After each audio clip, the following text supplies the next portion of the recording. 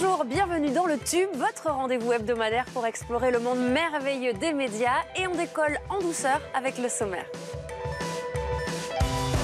Pendant 2 ans au Tube, c'est elle qui posait les questions. Aujourd'hui, elle va nous répondre. Daphné Burki est désormais à la tête de la nouvelle édition sur C8. Quel bilan fait-elle de son arrivée sur la chaîne depuis septembre? Daphné Burki est de retour dans le Tube comme invitée dans quelques minutes. Parmi ses fans, il y a Snoop Dogg ou Taylor Swift. Son humour sur Instagram est dévastateur. The Fat Jew est une star sur les réseaux sociaux, mais il est aussi controversé. Pour le Tube, The Fat Jew a accepté de répondre à ses critiques. Enquête sur l'Instagrammeur aux 9 millions d'abonnés. C'est Jeremy Clarkson, le créateur de Top Gear, qui en a eu l'idée. Sa plateforme sur le net s'adresse à tous les fous de voitures et de vitesse. Reportage en France et en Angleterre sur Drive Tribe, la tribu des conducteurs. Une annonce, un 20h, un déplacement. C'est l'offensive médiatique de Manuel Valls et le nouveau feuilleton qui nourrit la presse. Aurore Chiroy vous raconte la semaine où l'ex-premier ministre, désormais candidat, a occupé les médias. Lundi, 6h30, l'AFP annonce que Manuel Valls s'exprimera dans son fief d'Évry le soir même.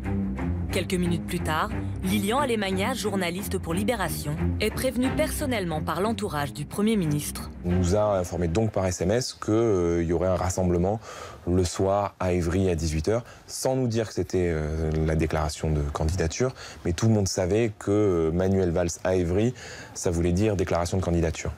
C'est une technique de Manuel Valls pour occuper les médias toute la journée. Et la mise en image est travaillée, comme le raconte Gilles Bornstein sur France Info TV. Il y a 1 heure, j'ai reçu un coup de fil de son attaché de presse à Matignon qui m'a demandé si ça nous intéressait de suivre avec un caméraman sur une moto le dernier kilomètre de l'arrivée de Manuel Valls à Évry. Et elle m'a dit si oui, je t'envoie les coordonnées GPS du rendez-vous. Et le soir même, des dizaines de caméras sont présentes à Évry. Les chaînes d'information continuent basculent en édition spéciale. Pour l'occasion, BFM a mis les gros moyens. Ici, à Évry, il y a 3 équipes. Il y a 6 personnes de BFM TV qui sont venues couvrir l'événement pour être à la fois à l'intérieur ici, mais aussi à l'extérieur, les petites portes dérobées sur les côtés. Manuel Valls. À 18h35, la fameuse déclaration est diffusée en direct sur les chaînes d'info. Je suis candidat à la présidence de la République. Et dans le public, un homme connaît le discours par cœur. Rien n'est écrit. Nos vies valent mieux que les pronostics. Harold Ozzi, un homme clé du dispositif médiatique de Manuel Valls. C'est son chargé de communication. Et lorsque le discours est fini, tous les journalistes tentent de lui soutirer des informations. Notre micro-perche n'est pas le bienvenu. Je veux juste savoir, ça me gêne, j'aime bien savoir qui c'est qui fait ça.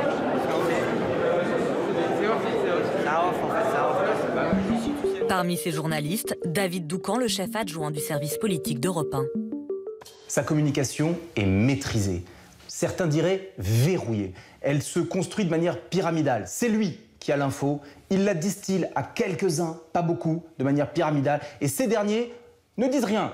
Donc, effectivement, suivre, essayer de trouver des petites informations, des indiscrétions autour des démarches politiques de Manuel Valls, c'est ce qu'il y a de plus difficile en journalisme politique. Manuel Valls verrouille tout. Pas étonnant car il pratique les médias depuis plus de 30 ans. En 1985, il s'affiche déjà à la télé auprès de son mentor Michel Rocard. Et en 1997, c'est lui qui gère les rapports entre la presse et le Premier ministre de l'époque, Lionel Jospin. Manuel Valls, bonsoir. Bonsoir. Face à Marc-Olivier Fogiel, il en parle même sur Canal+, dans une émission dédiée aux médias, TV+. Moi, je suis un politique, je fais de la communication. La télévision, c'est un média formidable, on s'adresse à des millions de personnes, mais quand on a un message à délivrer. Alors forcément, 20 ans plus tard, appliquant sa vieille recette, on le retrouve mardi soir au JT de France 2. Et c'est ce message d'espoir que je veux, David Pujadas, porter auprès de mes compatriotes. Jusque-là, tout allait bien, mais cette semaine de communication va prendre un nouveau tournant dès le lendemain.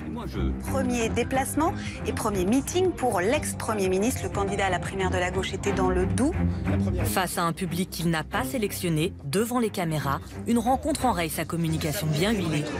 Vous n'avez pas fait que des sottises, mais vous en avez fait un pack. Ça vous fait du bien de me faire engueuler. Non, je veux bien me faire engueuler. Allez, plein de courage à vous. David Doucan était cette fois encore aux premières loges. Et là, nous ne sommes plus dans une communication maîtrisée, nous sommes dans une communication un petit peu subie, et c'est là où l'expérience du responsable politique fait la différence. S'en sort-il? Ne s'en sortira-t-il pas? C'est la question, et c'est ce qu'on verra dans les semaines de campagne qui commencent. Dès jeudi, Manuel Valls est revenu à des formats plus maîtrisés. Interview à l'Obs, puis entretien avec Jean-Jacques Bourdin vendredi matin. Bonjour Jean-Jacques Bourdin. Préparez-vous à le voir partout, comme nous le confirme François Bazin qui suit Manuel Valls depuis 30 ans. Il va faire la totale. Il va vous faire le Tour de France, la déambulation dans la rue, la visite d'usine et un petit port de pêche en Bretagne. Non, il y aura tout. La stratégie d'occupation massive des médias de Manuel Valls continue. Il n'a plus que 43 jours devant lui, avant le premier tour des primaires de la gauche, le 22 janvier. C'est l'heure des tubes de la semaine. Infos, chiffres, révélations et autres folies du monde des médias. Tout ce que nous avons remarqué, tout ce que vous adorerez répéter. Laurent Delahousse, Laurent Ruquier, Carole Gessler, toutes les stars maison seront mises à contribution. France Télévisions part à la rencontre de ses téléspectateurs pour réfléchir à ses programmes et à son identité. En tout, 22 villes et 26 rencontres. Romain Hari a assisté à la toute première d'entre elles à Paris. Mardi soir, au siège de France Télévisions, le groupe de Télépublic reçoit ses téléspectateurs. Une série de rencontres annoncée fin novembre. Voici comment France Télé présentait alors les choses. France Télévisions donne la parole à ses téléspectateurs et les invite à réfléchir ensemble au programme et à l'identité de cette télévision qui est la leur. France Télé compte beaucoup sur la présence de ses téléspectateurs, même si visiblement, la plupart d'entre eux ne savent pas trop pourquoi on les a invités. Qu'est-ce que vous êtes venu faire ici ce soir ? Eh bien écoutez, je vais le découvrir. J'ai vu le programme, mais je ne sais pas du tout à quoi je vais m'attendre, absolument pas. Dans la salle, l'état-major du groupe est Delphine Arnotte, présidente de France Télévisions. Ce qui m'intéresse dans l'échange qu'on va avoir, c'est qu'est-ce que vous attendez de la télévision en général? Quelle importance elle a pour vous? Qu'est-ce qu'elle a de particulier? Pour France Télévisions, les voyants sont au rouge. En octobre, les audiences de France 2 et France 3 ont atteint 12,3 et 8,6% de part d'audience, leur plus bas niveau historique. En manque de boussole, France Télé s'en remet donc à ses téléspectateurs, quitte à partir un peu dans tous les sens. Comment choisissez-vous vos animateurs? Je pense notamment au départ de Julien Lepers. J'ai été convié en début d'année à une émission où il y avait Véronique Jeannot pour sauver les bonobos. Moi, je m'interroge lorsque je paye ma redevance. 2 heures d'échange dont on a un peu de mal à tirer les conclusions. Sollicité, la direction de France Télé n'a pas souhaité nous éclaircir. 26 rencontres comme celle-ci sont prévues jusqu'au mois de mars dans toute la France. C'est la famille la plus célèbre de France et lundi soir, elle s'est à nouveau réunie sur TF1. Ça fait longtemps qu'on s'est pas retrouvés comme ça tous ensemble, non? Faut que j'aille partager ça avec Audrey, elle va être tellement contente. Tu devrais mettre un peu de glace parce que j'ai peur que ça enfle. Les Beaumont étaient de retour 24 ans après leur première apparition. 13e saison pour la série Une famille formidable, lancée en 1992. Mais il faut vivre avec son temps. Fini les épisodes de 90 minutes. Ils sont maintenant de 52 minutes, comme la plupart des séries. Alors, la famille formidable donne-t-elle des signes de vieillissement ? Pas vraiment. Lundi soir, 5 200 000 fidèles en moyenne sur les 2 épisodes. C'est bien, mais un peu moins que le lancement de la saison 12, il y a un an, qui avait rassemblé 6 300 000 téléspectateurs. Oui, mais ça, c'était avec un seul épisode de 90 minutes.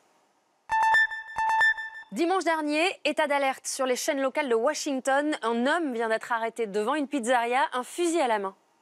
This video shows the arrest of a North Carolina man accused of walking into Comet Ping Pong in Northwest D.C. armed with an assault-style rifle. The police say he wanted to self-investigate Pizzagate. L'homme a tiré au moins une fois, heureusement sans faire de blessés. Il voulait en fait enquêter sur le Pizzagate, une fausse info et une théorie du complot qui aurait pu dégénérer. Tout commence avant l'élection présidentielle américaine. Sur le net apparaissent des articles disant qu'une pizzeria de Washington abrite dans son arrière-boutique un trafic d'enfants organisé par Hillary Clinton et son directeur de campagne. Tout est bien sûr rigoureusement faux. Un exemple de plus de ces fake news et de ces mensonges qui se répandent sur les réseaux sociaux. Après l'arrestation du tireur, le propriétaire du restaurant a pris la parole devant les caméras de télé. What happened today demonstrates that promoting false and reckless conspiracy theories do come with consequences. Google et Facebook ont annoncé il y a quelques jours qu'ils comptaient s'attaquer à ces sites répandant de fausses infos. Leur arme pour s'en débarrasser, couper leurs recettes publicitaires. Ce studio, ce décor, elle en connaît par cœur tous les recoins. Pendant 2 ans, ici même, c'est elle qui posait les questions, certaines main dans la main, d'autres avec un pot de yaourt. Oui, aujourd'hui, Daphné Burki anime la nouvelle édition sur C8. Quel bilan fait-elle de son arrivée sur la chaîne depuis septembre? A-t-elle d'autres projets? Le plus simple, c'est de lui poser la question. Bonjour Daphné. Je connais encore le chemin. Mais oui. On a le droit de s'embrasser? Oui. Mais on va se dire, c'est de la télé. C'est un peu trop joli maintenant, ici, dis donc. Essayez-vous. Très bien. Oui, on se vous voit. C'est de la télé. On se vous voit. D'accord, ça marche. Là, on s'installe bien. Ça fait quel effet de revenir là? C'était une émission particulière pour moi, donc ça me fait beaucoup d'émotions. En parler. Si je vous dis 14 septembre 2013, vous me répondez? Je sais pas. Ça ne vous dit rien? Eh bien, on va regarder. Bienvenue sur le plateau du Tube. Mais c'est quoi le Tube? Vous voyez, déjà, c'est un très bel écran géant. Très belle prestation, mais qui, à mon avis, ne rentre pas dans votre salon. En fait, le Tube, c'est surtout le nouveau magazine média de Canal+. Votre première invitée, c'était Gilles Boulot. Vous aviez le track? Oui, j'avais le méga track, mais c'est surtout que j'avais accouché quelques semaines avant. Je tenais à peine debout, donc voilà, il y a plein de choses qui remontent d'un coup. Et on voulait absolument avoir Gilles Boulot, je me souviens au départ, parce que c'est quelqu'un que j'admirais beaucoup dans cette sphère médiatique, et toujours d'ailleurs. Il est impeccable, ce Gilles Boulot. Et c'était un beau moment, cette émission. Mais ça s'est fait tellement naturellement, si tu veux, un peu comme mon accouchement, finalement, que c'était très agréable. Au-delà des années Tube, on va essayer de mieux vous découvrir. On va évidemment revenir aussi sur cette nouvelle édition, désormais sur C8, à 12h05, tous les jours de la semaine. C'est gentil de le rappeler. Ce sera après la pub. Il faut appuyer sur la 8.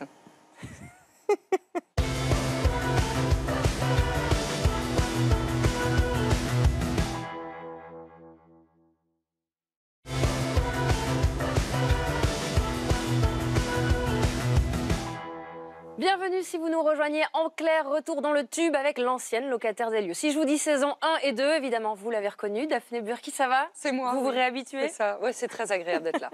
Avec vous, on va bien évidemment parler de la nouvelle édition sur C8 désormais. Ce sera dans la deuxième partie du Tube qui devrait particulièrement plaire aux fans d'humour potage, oui, et aux fous du volant, regardez. Son humour sur Instagram est dévastateur. The Fat Jew est une star sur les réseaux sociaux, mais il est aussi controversé. Pour le Tube, The Fat Jew a accepté de répondre à ses critiques. Enquête sur l'Instagrammeur aux 9 millions d'abonnés dans quelques minutes. C'est le créateur de Top Gear qui en a eu l'idée. Jeremy Clarkson a lancé Drive Tribe, la tribu des conducteurs. Sa plateforme sur le net s'adresse à tous les fous de voitures et de vitesse. Le Tube est allé dans les coulisses de Drive Tribe, en France et à Londres. Daphné Burki, est-ce que vous aimez parler de vous? Pas du tout. C'est dommage. Je le fais juste pour vous. C'est de la timidité parce qu'on vous connaît. Non, je suis pas du tout timide. Mais j'estime que ma vie, c'est la mienne, elle n'intéresse personne. Aujourd'hui, elle nous intéresse beaucoup dans le Tube, alors vous n'aurez pas le choix. On va parler de la télé que vous faites depuis 13 ans. Et au départ, ce n'était pas tout à fait votre univers. Comme nous le raconte Cyril Chapuis, qui est dans l'équipe du Tube depuis le début, autant vous dire qu'il vous connaît très bien. Chère Daphné, on a compté. En 2 ans à la tête du Tube des portraits comme celui-ci, tu en as lancé 79. On va voir votre portrait. Alors on va regarder votre portrait. On va voir votre portrait, mon Spaolini. Et tu as même tiré des larmes aux personnalités les plus endurcies du PAF. C'est touchant, quoi, d'entendre ça. Mais cette semaine, c'est ton tour. Il y a quelques jours, nous avions rendez-vous au studio de Boulogne, sur le plateau de la nouvelle édition diffusée depuis le mois de septembre sur C8. Ça va ? L'occasion de nous présenter tes nouveaux collègues, comme le spécialiste de la politique Nicolas Doménac. Et là, il y a toutes les poules de Nicolas Doménac qui arrivent. Vous voyez, tous les jours, elles arrivent. Bonjour, ça va ? Bonjour. On peut se le dire, c'est un peu bizarre d'avoir le portrait dans le Tube. Donc je fais... En fait, j'essaye de me retirer ça de la tête. Je ne veux pas de dossier. Pas de chance, Daphné. On a déniché quelques pépites. La première photo qu'on a retrouvée, la voici. À 17 ans, Daphné participe au bal des débutantes à l'hôtel de Crillon à Paris. Un rite de passage pour les jeunes filles de bonne famille. Mais elle va vite s'écarter de cet univers un peu trop guindé à son goût. Après ses études de stylisme, la jeune fille obtient un premier job chez Dior et rencontre le créateur star de l'époque, l'extravagant John Galliano. Le couturier Alexis Mabille travaillait à l'époque avec Daphné. Il voyageait avec elle pour dénicher les dernières tendances lingerie, porno chic, dans les sex shops de Londres. Quand on revient avec plein de valises comme ça, c'est vrai que les douaniers, ça les attire pas mal. Daphné s'est retrouvée une fois avec un open bag avec des tonnes de gadgets et de choses en caoutchouc, des soutiens-gorge, des robes et tout ça. Je pense que les douaniers étaient assez morts de rire. À cette époque, la jeune styliste écume les nuits parisiennes avec un ami qu'elle ne quitte plus, Salvatore Viviano. Il vit aujourd'hui à 1200 km de Paris, à Vienne, en Autriche. Nous nous y sommes rendus pour le retrouver. Bonjour Salvatore. Bonjour Cyril. Alors vous avez une barre de striptease dans votre salon? Ouais. Pas vous? Non. Ensemble, ils cherchent à attirer la lumière. En 2003, ils participent avec la troupe d'Edouard Baird au spectacle Le Grand Mezzé, avec un numéro particulièrement apprécié du public. C'est n'importe quoi, c'est génial. Elle est bonne. Moi, j'étais la barre à pompiers. J'étais enroulé dans les papiers alu, comme ça, rigide. Elle tournait autour de moi. Elle était la stripteaseuse. Donc ça, c'était le concept. Mais les deux amis rêvent aussi de télé. Ils écrivent même un concept d'émission.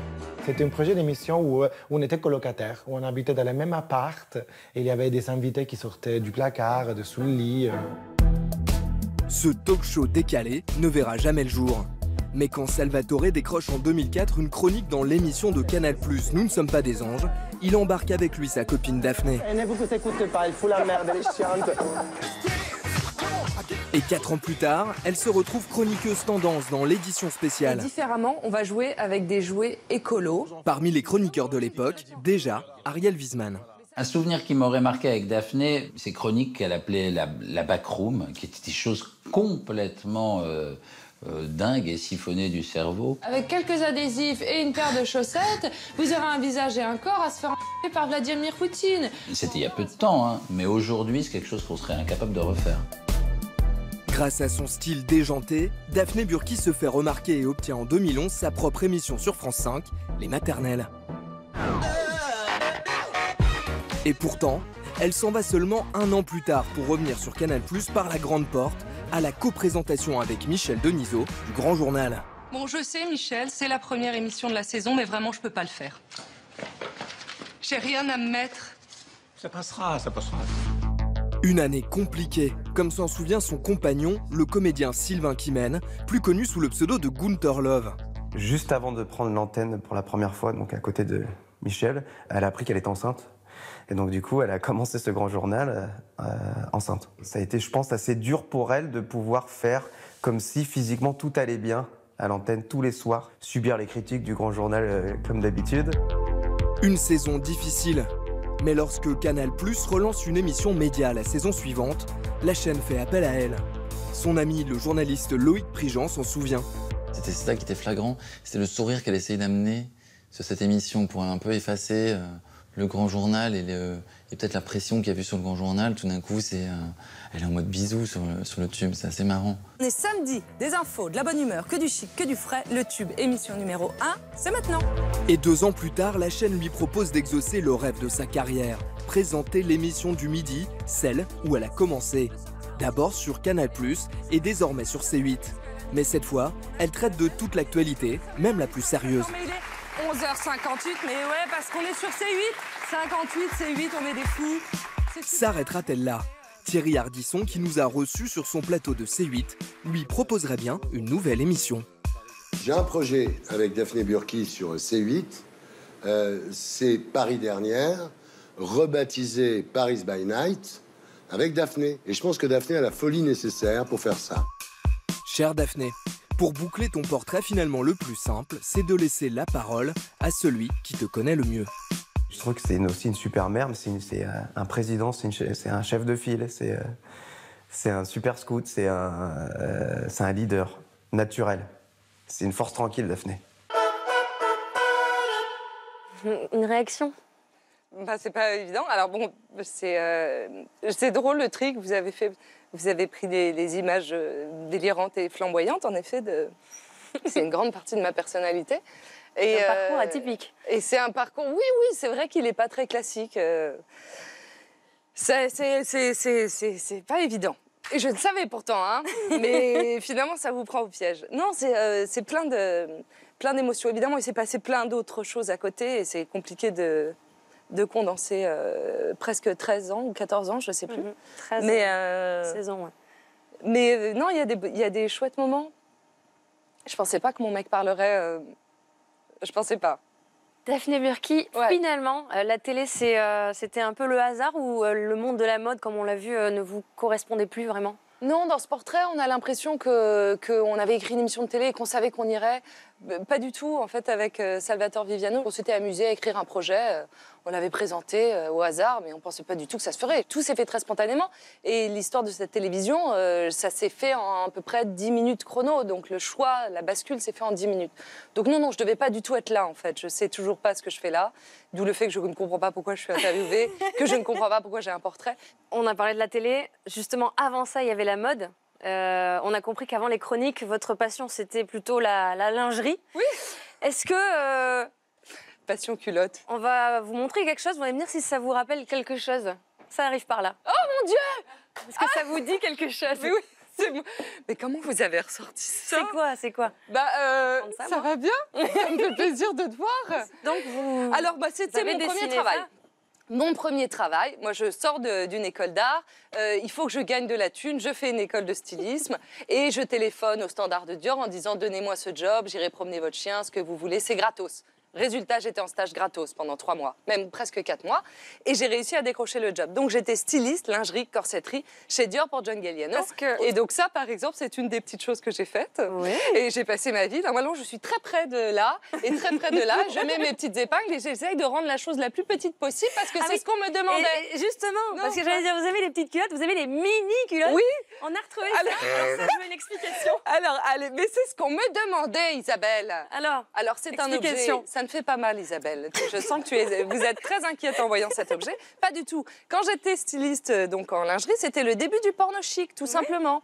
Ce qui fait que j'ai dû créer de la lingerie un peu coquine, mais là où on est capable de débourser 500 € pour 3 grammes de culotte. Juste, c'est très léger. C'était ma spécificité. Voilà. Merci. Et du coup, j'ai passé ma vie avec des mannequins lingerie et à essayer de rendre ces culottes le plus petit, mais le plus confortable. Regardez, elle est très confortable. Elle peut sortir, elle peut faire ses courses, tout. Hein, on est bien ou on n'est pas bien? On est bien. C'était ma force. Voilà. Voilà, merci. C'était Célia. super. On va revenir à la télé. Ça n'a pas vieilli, c'est toujours cool. On va revenir à la télé, aux médias, avec ce parcours, on le disait, atypique. Est-ce qu'aujourd'hui, ça y est, vous vous considérez comme une animatrice télé? Pas du tout. Alors, je suis une journaliste en formation, je ne suis pas animatrice. C'est à la matinale de Canal+ que j'ai commencé à apprendre le métier de journaliste, auprès de Bruce Toussaint. Là, d'accord, j'ai compris ce que c'était. Daphné Burki, vous n'êtes restée qu'une saison finalement au maternel pour revenir en 2012 sur Canal+ au Grand Journal. Une année pourtant au cours de laquelle vous aviez décroché le poste très convoité de Joker d'Alessandra Sublet sur C'est à vous. Oui. Pourquoi être partie si vite? Parce qu'on est attaché. Hein. À Canal+. En fait. Oui, je suis une amoureuse. Je suis très fidèle dans la vie. Et ils m'ont appelée. Pourtant, j'étais très bien sur France 5. On avait remonté la case des maternelles. J'étais en effet le Joker d'Alessandra Sublet. Il y avait plein de jolis projets. Mais Michel m'a tapé sur l'épaule. Michel Denisot. Il m'a dit il faut qu'on y aille. Bon. Et j'ai cru que j'avais préparé le terrain. Et en fait, je ne l'avais peut-être pas préparé comme il fallait. Mais en tout cas, la maison me manquait, Canal. Parce que, on vient de le comprendre un tout petit peu, cette saison 2012-2013, elle a été difficile, au Grand Journal, compliquée. Aux côtés de Michel Denisot, vous avez regretté un moment d'avoir accepté, honnêtement? Alors, elle a été difficile. On relativise un petit peu, parce que je suis quand même très bien lotie et tout va bien dans nos vies et on a énormément de chance de pratiquer ce métier. Mais c'est vrai que c'est pas évident d'arriver. En effet, j'étais enceinte. C'était une première, la co-animation dans cette émission? C'est-à-dire que Michel, ça fait des années qu'il roulait en solo et tout d'un coup, il se dit je vais accepter quelqu'un dans ma vie et je pense qu'il avait peut-être pas prévu qu'en fait ce quelqu'un, il a besoin d'une petite place et même si j'adore son petit sourire et ses yeux coquins et ça n'a pas été évident, mais même pour moi, je ne savais pas où j'étais et puis je me sentais pas animatrice. Et l'année suivante, vous prenez donc les rênes du Tube. Oui. Une émission sur les médias. Là aussi, sincèrement, vous y pensiez depuis longtemps ou c'est tombé par hasard au bon moment? Très honnêtement, on va le dire, ça s'est fait. Je suis sortie du Grand Journal comme ça. J'ai eu un coup de fil. On m'a dit il reste 40 minutes le samedi midi. Est-ce que tu veux bien parler de médias? Eh ben, on va en faire quelque chose. Donc, on a formé une équipe 2 jours avant que j'accouche. Et on a écrit cette émission, ce format, vraiment avec le cœur. Et puis, ça a été une réparation, le Tube, en fait. Mais vraiment, C'est-à-dire qu'on m'avait fait croire qu'en fait, je ne savais pas travailler. Et du coup, en fait, j'ai montré qu'on savait travailler. Depuis septembre 2015, vous êtes donc à la tête de la nouvelle édition. Alors d'abord sur Canal+, puis sur C8. Et c'est vrai, la nouvelle édition, c'est vrai qu'on aurait pu la rebaptiser. Alors dans la nouvelle édition, il y a vos chroniqueurs, votre bande, il y a les invités et votre édito qui fait souvent le buzz. Parlez, on va en voir quelques extraits. Ah, bon. Tu veux être française? Montre-nous tes nibards!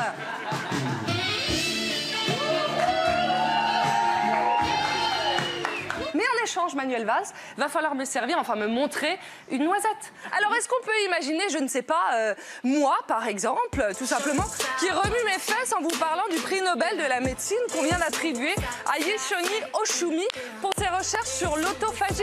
Je ne pense pas. C'était donc la dernière idée que Robert Ménard a sortie de son chapeau pour faire porter finalement le chapeau aux autres. C'est vrai que quand il y a des problèmes, c'est toujours plus facile. Générique. Et si on dépense des millions d'euros et ce serait peut-être mieux pour trouver tout simplement une solution durable pour les problèmes des réfugiés. Alors bien sûr, on comprend ce que ressentent les riverains et les gens qui empruntent cette route, mais je ne suis pas sûre que la solution soit de construire un mur entre eux et nous. Cet édito, c'est pour faire le buzz ou pour vraiment donner votre avis sur certaines actus? Je pense qu'à partir du moment où on se fait coller un micro sur son pull et qu'on prend la parole en direct chaque jour, on ne peut pas être neutre. Alors, je sais que c'est le métier de journaliste, c'est d'être neutre, mais moi, je ne peux pas arriver sans expliquer dans quel état d'esprit on est. Donc, c'est très naturel. C'est-à-dire, pour moi, on accueille avec, voilà, c'est quoi la note du jour? Bah, c'est ça, en tout cas, c'est quelquefois des prises d'engagement fortes, quelquefois c'est juste pour amuser la galerie, mais ça fait du bien aussi, quelquefois, d'amuser la galerie. Et comme vous aimez prendre position, pour même le tube, en culotte. on va vous proposer, mais oui, même en Parce culotte. que les messages passent quelquefois plus vite facilement en culotte. Petit quiz spécial pour le tube, langue de bois interdite. En même temps, je crois que ça devrait le faire avec vous. Oui. Si je vous demande, personnalité des médias ou pas, personnalité de l'année, le doudou 2016 de Daphné Burki. Ah, alors, il s'est passé beaucoup de choses en 2016. C'est une actualité tellement anxiogène que... il y en aurait eu plein, des doudous, j'aurais dit Griezmann ou tout ça. Mais en fait, moi, j'ai bien aimé la destinée de Justin Trudeau, le Premier ministre canadien. Déjà, il est joli, il sait très bien danser. Il y a 2-3 prises de position qui ne me déplaisent pas. Donc, je trouve qu'il est assez doudou, finalement. Le relou 2016. Alors, c'est Prince. Oh. Non, mais qu'est-ce qu'il a foutu, là, dans son ascenseur, à prendre un cacheton de trop? Moi, c'est désespérant. Pourquoi il est mort? C'est débile. Plus léger, pour finir, la révélation? C'est la nouvelle édition sur C8. Parce qu'en fait, je vais parler à Catherine Catiche, ma mère, qui n'a jamais compris où était la 8. C'est-à-dire qu'elle a mis 1 mois et demi à comprendre qu'on était passé de la 4 à la 8 et que c'était, on avait changé d'horaire. Et justement, c'est sympa, Daphné Burki, quand on passe de Canal à C8, ça implique quoi? On peut faire la même émission sur les 2 chaînes? Non. On peut prendre la base. On peut prendre les meilleurs ingrédients, c'est-à-dire l'équipe. Les gens ont toujours autant de plaisir à la retrouver. Et après, c'est un public différent, un petit peu. Je suis en train d'essayer de comprendre ce qu'ils veulent. Très honnêtement, je pense que Canal+, on était précurseurs. On avait un rôle et ça va se passer demain. Tandis que sur C8, on réanalyse ce qui se passe en ce moment et puis on essaye de trouver une nouvelle perspective. Mais j'adore cet exercice. La pression de l'audience, elle est différente aussi. On sait que C8 vit essentiellement de... c'est une chaîne commerciale. C'est difficile. Vous en pensez quoi de vos audiences, d'ailleurs? Alors, nos audiences, on progresse. Donc ça, merci. On progresse chaque jour. Mais si on doit parler chiffres et tout ça, CSP+... On a les chiffres, la moyenne, c'est 240 000 téléspectateurs en moyenne. Je ne connais même pas la moyenne, en effet. Et donc, on tricote, c'est vraiment de la couture, un peu comme la dame qui avait la culotte tout à l'heure. On pose les aiguilles, on cherche, et au final, on y arrive. On grimpe petit à petit, et c'est chouette que les gens nous aient suivis quand même. Daphné Burki, on passe à notre nouvelle rubrique. Ça, c'est nouveau, c'est le tube à la manière 2. Je vous propose 3 cartes avec... une émission sur chacune, au style très différent. D'accord. Vous tirez au sort. Je prends celle du milieu, parce que c'est toujours triste d'être celle du milieu. Action ou vérité? Alors là, c'est facile, Daphné. Action ou vérité? Qu'est-ce qu'il y a de plus intéressant? Je ne sais pas, on fait voter ceux qui sont en coulisses. Action ou vérité? Vérité. Vérité, j'entends aussi. D'accord. De loin. Alors, vérité. Un invité par semaine pendant 2 saisons pour vous sur le tube. Parmi tous ces invités, on les a tous rassemblés là. Lequel avez-vous préféré? C'est génial que vous ayez fait ça, c'est génial. Honnêtement, et c'est bizarre ce que je vais, parce qu'on va se dire il n'y a pas de rapport, mais Laurence Boccolini, qu'on voit jamais en interview, qui avait accepté de venir dans le tube, ça avait été un très bon moment. Et Bourdin sur RMC, Jean-Jacques, je vous le conseille parce qu'on a l'impression qu'on fait une partie de tennis ensemble, ça se match et tout. C'est très agréable d'avoir quelqu'un il sera bientôt dans le tube, de vivant très bien. comme ça. Merci Daphné Burki, on vous retrouve donc dès lundi 12h05 sur C8, la 8. Oui, Katiche, c'est la 8, il y a un moment donné quand même. Merci Daphné. Merci Isabelle.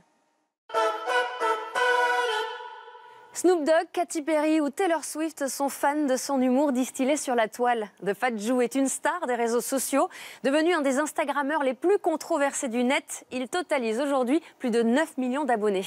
Romain Harry a enquêté sur l'homme qui a inventé le business du rire sur Instagram. Un reportage réalisé avec l'aide de Lisa Monin. En plein cœur de New York, à quelques rues de Times Square, le tube part à la rencontre d'un personnage hors norme. Like a boss. Un homme dont la carrière s'est construite sur un réseau social, Instagram, sur lequel il compte 9 millions d'abonnés. Son succès repose à la fois sur lui, sa grandiloquence, mais aussi le fait d'avoir compris les codes d'Internet au bon moment. Un homme qui transforme les blagues en cash et qui traîne quelques casseroles. He's being a fucking dick and he's probably a piece of crap. Un homme aujourd'hui à la tête d'un véritable business. Enquête sur le roi controversé de l'humour sur Instagram.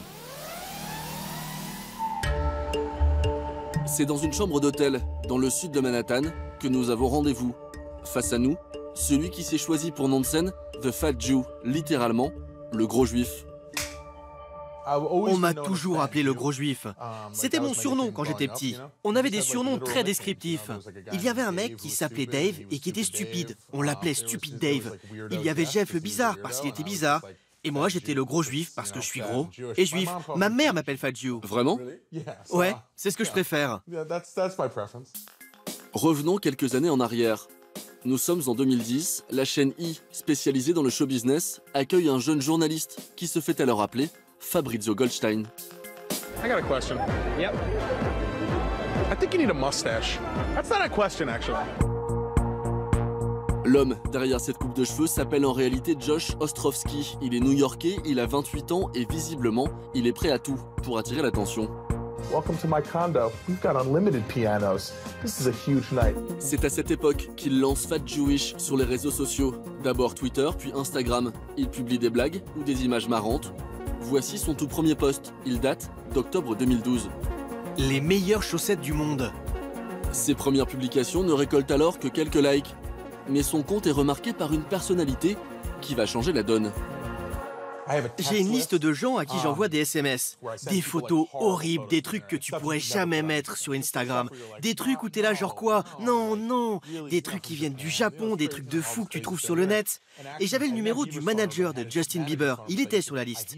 Et quand ils étaient en tournée, j'envoyais des trucs dingues et il les montrait à Bieber. Et Bieber adorait.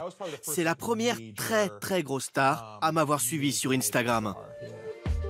Parmi ses abonnés, Katy Perry, Lady Gaga ou plus récemment Kendall Jenner et le mannequin Gigi Hadid. The Fat Jew devient l'homme le plus drôle d'Instagram. Il poste chaque jour 3 ou 4 images comme celle-ci. Quand c'est ton jour de repos, que tu peux faire ce que tu veux, mais que tu restes assis là comme la grosse feignasse que tu es. Melania Trump a en permanence l'air de quelqu'un qui t'a déjà vu quelque part, mais qui ne se souvient plus où. The Fat Jew devient une star. En mai dernier, il est même invité à Washington à l'occasion du dîner des correspondants. On m'a emmené dans une pièce où les gens prenaient des photos avec Barack Obama. Quand ça a été mon tour, j'étais sur le point de faire une blague et il m'a dit « J'adore vos cheveux !» Je me suis dit « C'est ouf !» Ensuite, il a dit à Michel « Michel, ça te plaît? Tu crois que je devrais faire la même chose quand je serai plus président ?» Et elle était genre « Je sais pas trop. » Ensuite, je lui ai dit « J'appelle ça une érection capillaire. » J'arrivais pas à croire que je venais de dire ça au président. Ensuite, on est allé à l'endroit où on prend la photo. Je me suis dit, il faut tenter un truc. J'avais les cheveux dressés, comme ça. Je lui ai dit, vous devriez attraper mes cheveux et les tenir comme ça. Les gens sur Internet deviendraient dingues. Ils seraient comme des fous. Il m'a regardé et il m'a dit, certainement pas, non? Mais The Fat Jew n'est pas simplement un type qui fait des blagues sur Instagram, c'est aussi un homme d'affaires. Le personnage qu'il a créé attire les annonceurs. Il n'hésite pas à en jouer. When I first tried 3 Jerks filet mignon jerky, my mouth puked a rainbow and I ejaculated a lightning bolt. L'homme se prête aussi à une autre forme de publicité plus subtile. Marie Turcan est journaliste pour le site Business Insider. Quand on a un compte Instagram avec 9 millions d'abonnés, il suffit de poster une image parmi tant d'autres avec une marque pour que ça touche 20 000, 50 000 personnes. Et donc les marques, elles sont prêtes à mettre un peu d'argent, à dire à The Fat Jew, on va te donner 6 000 $ et tu vas poser avec tes amis, avec notre bière à la main, et tu mets ça sur ton compte Instagram. Exemple avec cette photo postée sur Twitter. A priori, c'est une blague. Une soirée devient légendaire quand l'un de tes assistants laisse ta grand-mère qui a une cataracte lui faire un tatouage. En réalité, c'est une pub pour une marque de bière qui apparaît discrètement à l'image.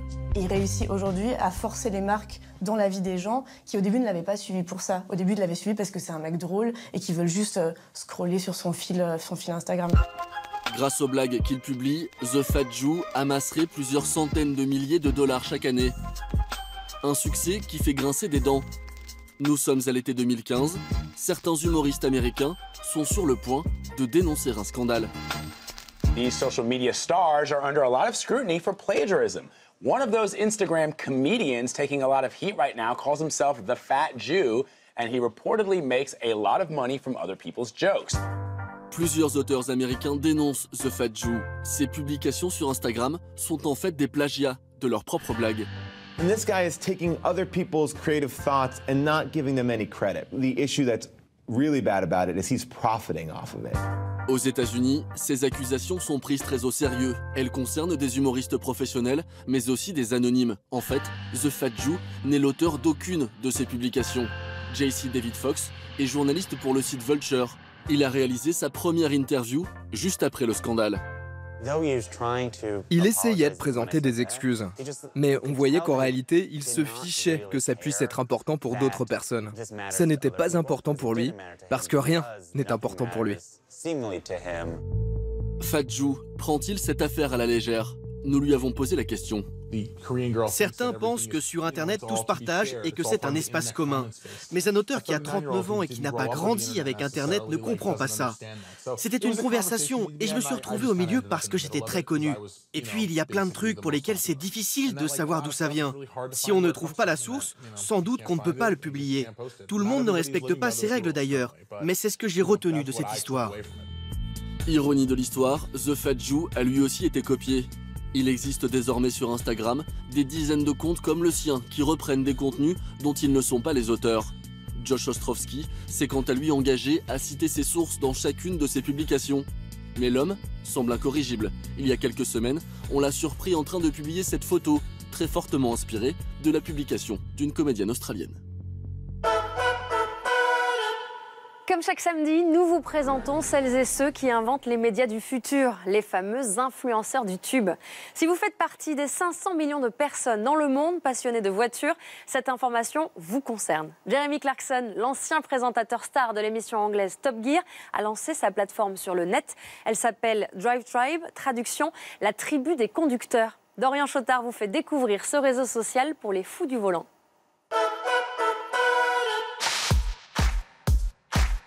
Samedi dernier, le Tube avait rendez-vous dans l'Oise à 1 heure de Paris. Ce week-end-là, Olivier, Amaury, Arthur et surtout leur voiture sont de sortie. Cette magnifique Porsche 911 modèle 996 de 1999 et Amaury Lapara avec sa BMW R100 GS et sa petite Mazda Miata cabriolet. Allez, feu! Sur les réseaux sociaux, ces trois passionnés sont plus connus sous ce nom, Asphalt Heritage Club. Leurs photos et vidéos de voitures anciennes, parfois mises à rude épreuve, sont suivis par des milliers d'abonnés.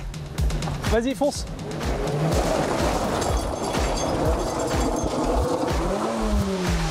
Parfait! Je pense qu'on va garder celle-ci parce qu'elle marche bien. Elle a toute la poussière, les graviers, tout ça dans la vitesse. Avec la voiture comme ça au milieu, ça aura de l'impact. Là, ça part sur Instagram. Leur style a tapé dans l'œil d'un tout nouveau site pour lequel ils vont produire du contenu, Drive Tribe, l'équivalent de Facebook pour les fans de mécanique. C'est un réseau social qui s'est établi autour de la voiture ancienne. On a rejoint Drive Tribe d'une part parce que c'est Jeremy Clarkson, mais Hammond qui sont un peu nos trois idoles de l'automobile. Quand on a su que c'est eux qui proposaient ce nouveau contenu, on s'est dit qu'il fallait qu'on y aille. James May, Richard Hammond, mais surtout Jeremy Clarkson, les stars révélées par l'émission automobile mythique Top Gear.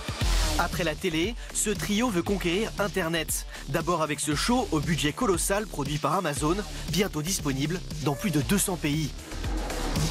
Mais pas seulement, ils lancent carrément leur propre réseau social. This is Drive Tribe.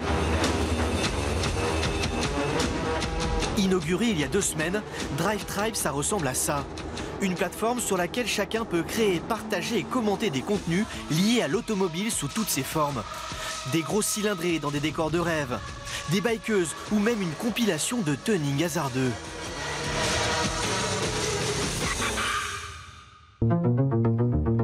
Direction Londres, où tous les journaux ont suivi le lancement de Drive Tribe. Le quotidien Métro, tiré à plus d'1 million d'exemplaires, résume l'esprit du site en un titre, le YouPorn des voitures. C'est ici, à King's Cross, que sont installés leurs bureaux. L'entreprise a accepté de nous ouvrir ses portes. Bonjour et bienvenue chez Drive Tribe. Voici Ernesto Schmidt, le patron. Développeur, designer, community manager, 45 salariés travaillent pour lui à plein temps. Cet homme d'affaires expérimenté a été choisi par Jeremy Clarkson et sa bande pour diriger le projet. Cela fait 1 an qu'il prépare le lancement mondial de la plateforme. Ça, c'est une communauté uniquement dédiée aux gens qui envoient des photos de chiens dans des voitures. En seulement quelques jours, elle rassemble déjà presque 20 000 membres.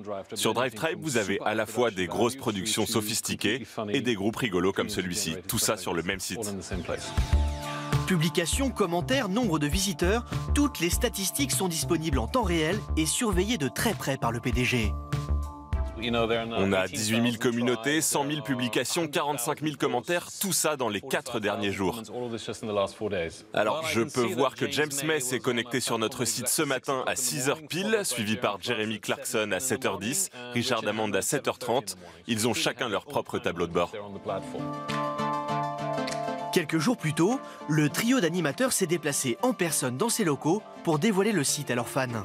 There are hundreds of millions of people in the world who are interested in cars. This is the place where they can come.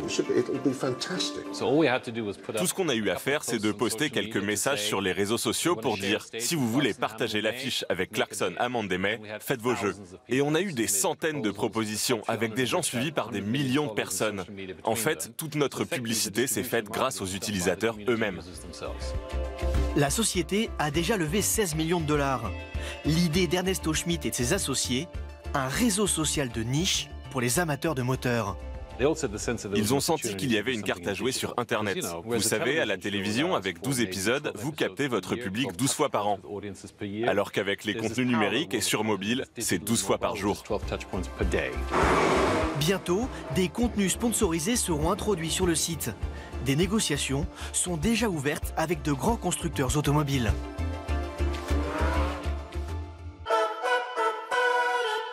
C'est la fin de cette émission.